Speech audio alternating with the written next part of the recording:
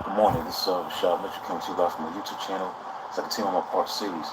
Professional sports teams that didn't win the championship during that season, part 57. The team we're going to be talking about today, as far as the NFL teams are concerned, is the 1989 New York Giants. This definitely was a team that should have won the championship in 89.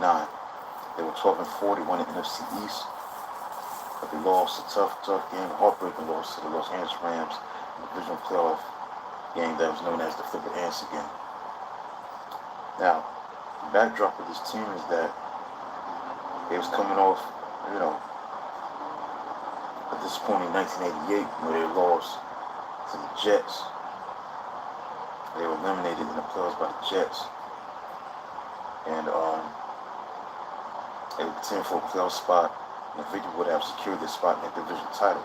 Although they were, 6-point favorites, the Giants unfortunately were unable to, not block, or, handle the defense of the Jets, who sacked Phil Simms, 8 times. So the Jets' victory, along with the victories by the Eagles and the Rams, eliminated the Giants from contention. And that was it for the Giants for 88. So 89, fast forward to 89, the new season, and the Giants were back in the playoffs. And they was able to, again, win the division, but they lost in the divisional playoff round to the Rams of Los Angeles, coached by Bill Parcells, obviously. Now this team obviously had Pro Bowlers like Lawrence Taylor, and Phil Simms was the quarterback, but there was a guy named David Meggett, man. David Meggett was a guy, was a 5th-round pick out of Townsend State, who took the lead by storms as a special teams player, as a specialist. Now, this guy was definitely an impact paid player for the Giants. I remember that team. I remember Dave Meggett so well, vividly, how he was such an impact player, not just on special teams and kickoff and punt returns, but also a key player out of the backfield, man. The way he made plays in the backfield, catching the ball, and like his first game that he played, the first game that the Giants played in the 89 season was against the Redskins on Monday night, on September 11th. The Giants won 27-24, and Dave Meggett caught a 62-yard touchdown pass from Phil Simms. So that's his first ever game as a rookie.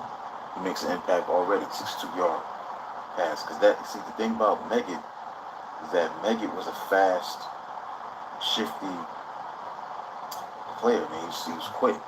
You know what I'm saying? When he got the ball in his hands, it was hard to stop him. Just like there was a game against the Denver Broncos, I remember that, where he caught a 57-yard touchdown pass. I think it was on 3rd down and very long, and he was able to do whatever it is that he wanted to do to make that play. It's a 57-yard touchdown by Phil Simms. He did a lot of that during that season at times, just making plays with the screen pass. And that's what made Dave Meggett a dangerous player. He was that lethal player. The ability to just make plays on special teams, the ability to make plays in the passing game, because he wasn't really your typical prototypical running back. He had the ability to just do damage in other ways than just running the ball.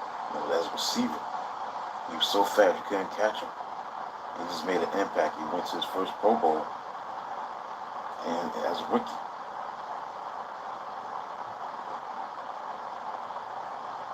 What I want to look at is a game between.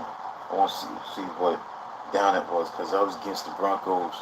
That's the same game Gary Reasons put a big hit on Bobby Humphrey.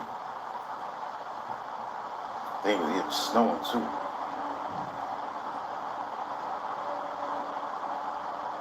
I want to look at what down that was when Dave Maggie scored on the 57-yard touchdown. And that was known as the hit. Yep.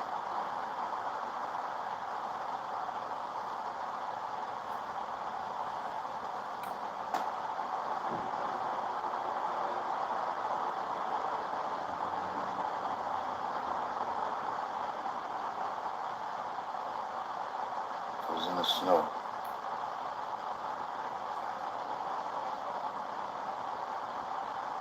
See what down that was, because it had to be like third down and long when he caught that pass. He went all the way for a touchdown.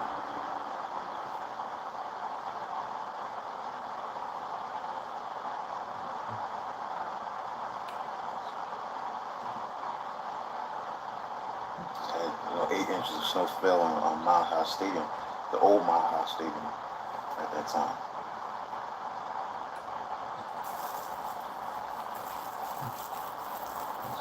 Can't find it, it's all good. We keep moving.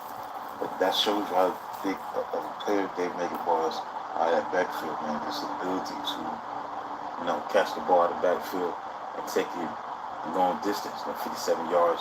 And he did the same thing against the Redskins. First game of the season, he had a 62-yard touchdown pass in his first ever game as an NBA player. An NFL player. Big point.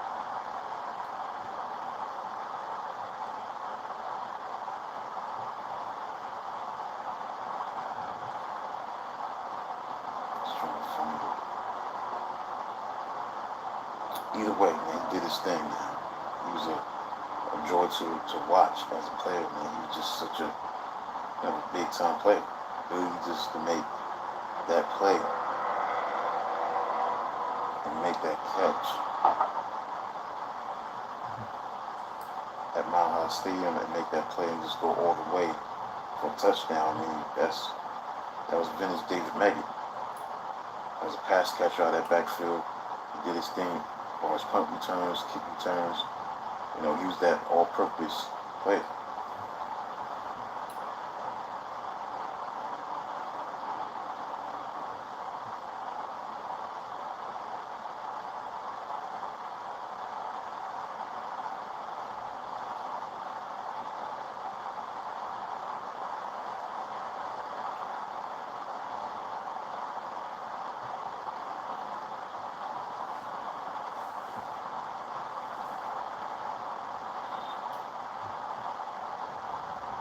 So we'll just leave it alone, just keep it moving. But anyway, the Giants played the Rams, a team that they actually played during the regular season, lost 31 to 10. And obviously these two teams were familiar going into these playoffs. When they played each other in the regular season. So the thing is that the Giants should have won this championship. Yes, the 49ers were great at what they did. They were 14-2. But the Giants could have beaten the 49ers. I think they would have beaten them. But let's look into what went wrong in this game against the Rams. Now the Giants were up 6-0. Raul Allegre kicked a couple of field goals in the first quarter. And then Flipper Anderson caught a 20-yard touchdown pass from Jim Everett to make it 7-6. The Giants came back. Otis Anderson scored. It was 13-7. And Lansford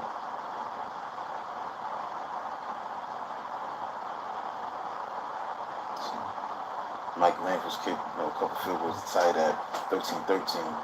And then let's go over it right now. Okay. This was an upset, man. Jim Everett's 30-yard touchdown pass to Flipper Anderson, 106 gone in the overtime, won that game. Now, the Giants opened the game by moving into the Rams territory after one play. The drive started inside the 20. New York settled for a 35-yard field goal by Raul Allegre on the Rams' first drive of the game. Giants linebacker Lawrence Taylor forced a fumble while sacking Everett that Gary Williams recovered for the New York Giants on the Giants' 11-yard line. So Raul Allegre later hit the first quarter field goal to make the score 6-0. But in the second quarter, the Giants quarterback Phil Sims threw a pass that was deflected by Jerry Gray, intercepted by Michael Stewart, returned to 29 yards to the Giants' 20-yard line. And then on the next play, Everson threw a 20-yard touchdown pass to Flipper Anderson with just 17 seconds left in the half, giving the Rams a 7-6 halftime lead. So in the opening drive of the second half, Everett was intercepted in the end zone by Giants defensive back Mark Collins. Later on, New York put together an 82-yard, 14-play drive to take the lead. Sims completed pass to Dave Maggott for 11 yards and Zeke Mowat for 23. Running back Otis Anderson ran 6 times for 28 yards, including a 2-yard touchdown run to make the score 13-7 with 2 minutes remaining in the quarter. But LA stormed right back. Everett completing 2 passes to Henry Ellard for gains of 23 and 16 yards, along with a 16-yard run by Greg Bell on the way to a 31-yard field goal by Mike Lansford. Later in the quarter, Everett completed 6 or 7 passes for 44 yards. He rushed for 12 yards on a 75-yard drive that ended with Lansford's 21-yard field goal with 3:01 left, tying the score and sending the game into overtime. So after winning the coin toss, Los Angeles needed just 1 drive and 106 to win the game. Starting from their own 23-yard line, Everett completes to tight end Pete Holohan and Ellard for gains of 12 and 13 yards, moved the ball to the 48. On the next play, Giants defensive back Sheldon White was called for a 27-yard pass interference penalty while trying to cover Anderson. Following a 5-yard false start penalty against the Rams, Everett connected with Anderson for a 30-yard touchdown completion. Ellard had the best postseason performance of his career, catching 8 passes for 125 yards. Lawrence Taylor had 2 sacks. Otis Anderson had 220 yards. It proved to be the final playoff win for the Rams franchise that was in LA at the time before they relocated to St. Louis in 1995. And it was their last as a franchise until 1999, and their last playoff win as the LA Rams until the 2018 season. So that concludes a look at that, man. This Flipper Anderson was a very underrated receiver. Him and Ellard was a dynamic duo, or a tandem of receivers up there with John Taylor and Jerry Rice. And you can see also, before there was an Isaac Bruce, before there was a Torrey Holt, there was Henry Ellard and Flipper Anderson. They were the ones that they were doing the thing, as playmakers, man. They were just on another level in terms of how they performed as a tandem. And his name is Willie Lee Flipper Anderson Jr. Actually, he's from New Jersey. He was born in Paulsboro, New Jersey, went to UCLA. Second-round pick in 1988. So he's in his second season. Flipper Anderson, he was making an impact right away. He wasn't a veteran. He was very young. Also, as a Ram, he set the NFL record for most receiving yards in a game with 336 receiving yards against the Saints on November 26, 1989. Anderson accumulated 40 of those yards in overtime. So that's the most yards receiving in the game. I guess that record still stands to this day. I don't know. I guess it has been broken. I'm not sure. But it is what it is. This dude was a playmaker. Also, he won a Super Bowl with the Denver Broncos in 1997.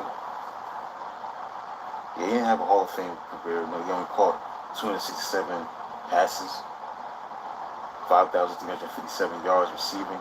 He scored 28 touchdowns, so he wasn't, Hall of Fame, receiver. He was pretty good. But the other guy that he played alongside, and Henry Ellard, definitely should be in the Hall of Fame. I don't think he is. Henry Ellard was a big-time receiver in terms of catching the ball. Very prolific. Look at his numbers. He went to Fresno State, second-round pick. Played his longest years was with the Rams from 1983 to 1993. 3-time Pro Bowl receiver, a 2-time first-team All-Pro. Led the league in receiving yards in 1988. And Henry Ellard caught 814 passes 13,777 yards receiving, and he scored 65 touchdowns. So you look at that, man, you're thinking, wow, he should be in the Hall of Fame. Well, his numbers are Hall of Fame worthy. Look at the 1,000 yards, because he played the Rams, Redskins, and the Patriots. So look at this 1,000 yard receiving seasons he had. 1, 2, 3, 4, 5, 6, 7, 1,000 yard seasons.